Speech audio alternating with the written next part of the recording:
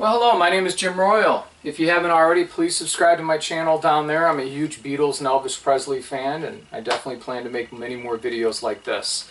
Today I'm going to be reviewing a classic solo Beatle album. This one comes from George Harrison. It's called Dark Horse.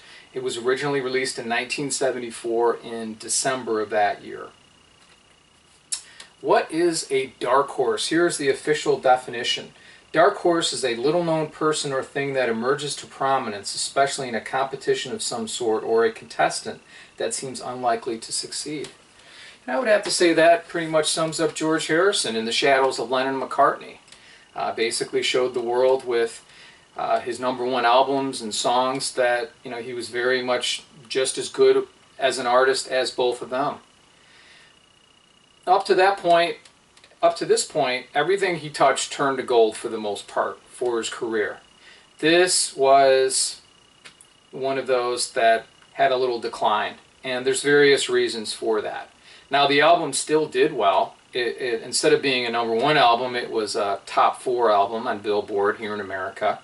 It did have a top 20 hit in the title cut Dark Horse. That made number 15.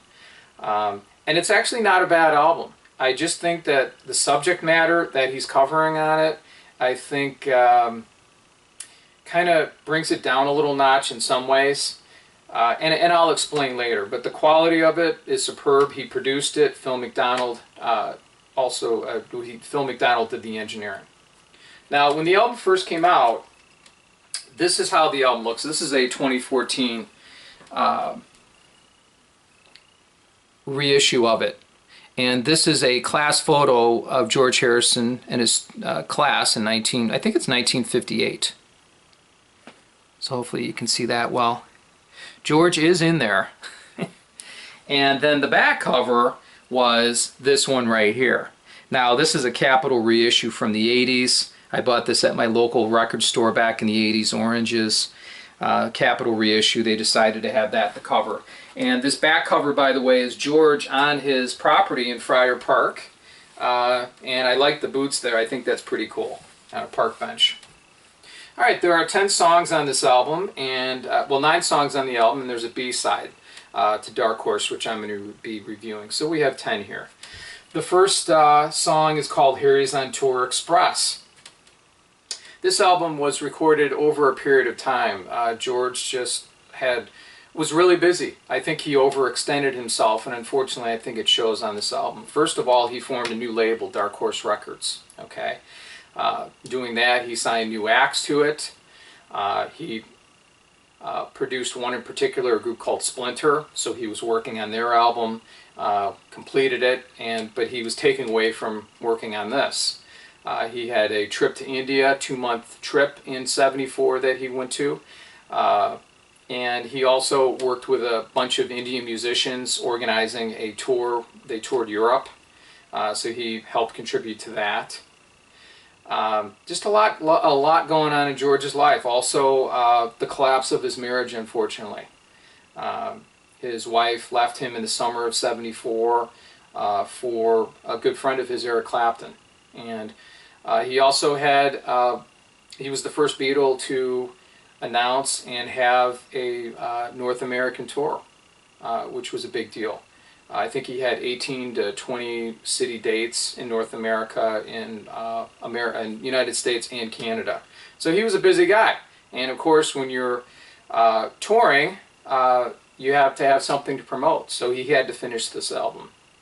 This album was recorded originally, 3 of the songs originally were recorded in November of '73. And then in April, he recorded a few more with LA Express, and I'll tell you about them in a minute.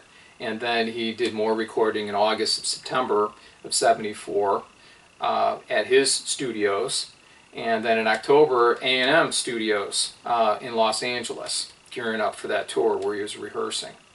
So the first song is called Harry's on Tour Express, and this was recorded with LA Express in April. He had seen a Joni Mitchell concert, and they were the backing band. Tom Scott, saxophonist and leader, was the leader of the group, and he asked them, hey, can you come back to my place and let's jam and see what happens. They recorded 2 songs, and actually they're the first 2 songs on the album. I like the instrumental. I don't really think it fits too well on this album. It's very contemporary for the time. It sounds like George Harrison, but it just doesn't sound like it fits on this particular one. It's good. You can definitely tell George is in there. His guitar sounds. I like it though. I really do. It's 4.5 minutes. It's a good tune. The next song is called Simply Shady. I tell you, this is a killer song. This is one of those where when I was reviewing this, you know, after not listening to it so long, I put it in, repeated less listens. This album just gets better, and this is one of those songs, Simply Shady, that is really good. Simply Shady is a song that he was writing about, I think what it was just the excesses in his life, the drug abuse. Patty, his wife, wrote a book later, and she was saying that everybody was doing cocaine and drinking a lot of alcohol, everybody in this picture, including him and her. And this basically talks a little bit about that Simply Shady, you know, joining that team, the Simply Shady bunch. Love the song. It's just really good. Let's see. The next song is called So Sad. This is one of those songs from November '73. It has Ringo Starr and Jim Keltner on it. It also has Nicky Hopkins on piano. Nicky is a Rolling Stone favorite, played piano for a lot of their songs, and even showed up on the Beatles' White Album playing on there. So Sad, to me, it's just what it was written for. Was written about the breakup of his marriage. It's okay. It's kind of like more of the same of Simply Shady. You know, it's all right. You know, it's not bad. It's okay. It's good. All right. Bye Bye Love is the next song. Now this is the Everly Brothers song, but with different lyrics. And what I wanted to do is this was about his wife leaving him for his best friend, or a close friend, Eric Clapton. So this is a line from it. There goes our lady with a you-know-who, I hope she's happy, old clapper too. We had good rhythm and a little slide, till she stepped in, did me a favor, I threw them both out. It sounds like, wow, he's really letting them have it. Now, the art department for his record company, he actually wrote in the, you can see the little, was actually in the jacket, but it talked about that Eric and Patty contributed on the album, I guess vocals. That's not true. He meant that as a joke, and they kept it in anyway. So no, they are not on here at all. I thought he was just, I was like, oh my God. Good tune. And this is interesting. This is one of the last songs he recorded. His voice is gone, yes. It's a good tune. I actually like it. He plays all the instruments himself. He plays drums. He does everything. If you want to hear that, you know, check it out. It's good for that reason too, and it holds up. Maya Love is the next song. It's a good song. This is Billy Preston, who worked with them for Get Back, Let It Be sessions with the Beatles. He plays electric piano, and most of the musicians on the rest of this, unless if I otherwise say, Andy Newmark on drums, Willie Weeks on bass. That's the rhythm section. And then you have Tom Scott from LA Express doing horns with this. And then, of course, George. Maya Love is a nice song. Very positive, uplifting. Like it a lot. I like it a lot. I wish there were more positive songs on this album. Maya Love is definitely one. And it's a fun one, too. All right, the next side 2, is Ding Dong Ding Dong. This had Ringo and Jim on it. I'm playing drums. Klaus Vormann playing bass, their old Beatle friend from Hamburg days, who later designed their Revolver cover for the Beatles. Mike Jones is on guitar, and Elvin Lee is on here. And this is interesting. Ron Wood had helped him a little bit, and I'll tell you later, Ron Wood from the Rolling Stones.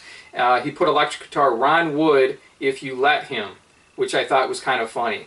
Wood being spelled W-O-U-L-D instead of W-O-O-D, which is his name. I don't want to gossip here too much, but apparently, from what I read, Ron had messed around with George's wife, and George had messed around with Ron's wife. So it's a crazy triangle. So I'm not sure if he's actually on here. He might be on here on this particular song, but that's how he decided to do the liner notes. And then Tom Scott is helping with the song, with the horns. Ding Dong Ding Dong is one of those New Year's songs. George was so excited about it, he even filmed a promotional video. This was the second single. didn't really do anything, but he was telling everybody, hey, everybody there's enough Christmas songs out there, there's not enough New Year's songs. So some of the lines are, one of the line I like, ring out the old, ring in the new, ring out the old, ring in the true, something like that. Ring out the old, ring in the new. I've always liked it. It was one of those that I remembered. Fun song. And it definitely takes you away from some of the drama, from the personal issues that were going on that he wrote about in this album. Dark Horse is the next song. He had actually re-recorded this song. One of the first songs he had recorded in November '73. Well, he decided to recut it with, the newer lineup, Andy and Willie. So he did that, and I like the song. Actually, it's one of my favorite songs from George from this period, from the '70s. I've always liked it. Yes, his voice is very hoarse on it, but I think he did a great job, and it's just, the tune stands on its own. It's always been one of my favorite. All right, the next song is called Far East Man. This is has Billy Preston, electric piano, Tom Scott on horns. Of course, you have Willie and Andy again, and George. Far East Man, at the beginning, it's almost like he's at the beginning he's calling out to Frank Sinatra, like he's making mention to him. Hey, Frank, how you doing? It's just kind of funny. It's almost like it's kind of a mood for a Frank Sinatra song, even though to me it doesn't sound like a Frank song. But he's calling out to him. There's actually another version which I found out Ron Wood co-wrote this song with him. Now Ron's not on this version, but when Ron was recording his first solo album, I've got my own album to do. George helped him out, and this was one of the songs they wrote together, and he worked on that with him, and then later he did it here. Now, listening to both, I would have to say that I like Ron's better. George is just as prominent. He's playing, the same instrumentation, the slide, and he's co-singing with Ron. I just like, it's a little bit livelier than this one. More lead on that with Ron. This one's a little more laid back, but they're both good songs. The last song on this album is called It Is He, Jor Sai Krishna. You have George, Billy Preston on piano, Willie Weeks, Tom Scott again. It's a good song. I think it kind of, it's almost like it washes you away from, takes you away from the turmoil in his life, and it's a nice way to end the album. It's a good song. It's just a lot of different things are thrown on this album. If I was, and let me tell you about the last song before I rate the album. The last song is called I Don't Care Anymore. That's the B-side to Dark Horse. This was one of those songs that sounded like it was done in one take. I like the song a lot. And George, this was, I believe, about the breakdown of his marriage. And at the beginning, he's talking about, this is how B-sides are made. He's calling out to his audience. And then at one point, he's talking to the engineer about, I think he says, turn up the juice in the cans, and he's referring to turn up the volume in the headphones so he can hear it better. And then he's got this little tingling kind of instrument that goes along that was overdubbed, which I thought really worked out good. I like the song. It's fun. All right, on a scale of 1 to 10, how would I rate this? I would rate this a 6 out of 10. Okay? I don't think this is George's strongest work, but I don't think it's his absolute worst. I think the problem with this album, if there is a problem, is first of all, you need repeated listenings. The other thing is, he's writing about what's happening in his life. When he was having a press conference for his North American tour, they were trying to ask him questions about his breakup of his marriage and Eric Clapton, how he felt about that, and he didn't want to talk about it. He says, listen to my album. It's like Peyton Place. And it's that Lana Turner film. There's so much drama in that film, and that's what was going on in his life. So I want to thank you for watching this. Please subscribe if you haven't already, and you have a very nice day. Take care.